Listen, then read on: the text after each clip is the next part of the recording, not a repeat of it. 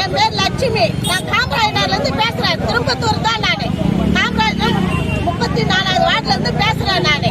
அங்க வந்து 45 வருஷமா எங்களுக்கு பாத்ரூம் இருந்தது, அங்க ஸ்கூலும் இருந்தது, பால்வாடி இருந்தது. இப்ப அதை இடிச்சுட்டு ரேஷன் கடையும் பால்வாடி கட்டுறாங்க. அதுல ஒருத்தர் வந்து ஒரே எங்களுக்கு வந்து கொலை பண்ணிருக்கிறாங்க, கட்டக்கூடாதுன்ட்டு.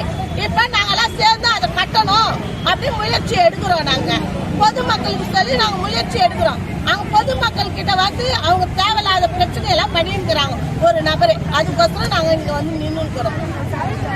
ஏரியா கவுன்சிலரே அடிச்சாங்க, எல்லாம் 3 பேர் 4 பேர் சேர்ந்து வந்து அடிச்சாங்க. அதுக்கும் நாங்க வந்து சொன்னாங்க, எல்லாம் போலீஸ் ஸ்டேஷன்ல கம்ப்ளைண்ட் கொடுத்தோம், எந்த வேற நடவடிக்கை எடுக்கல.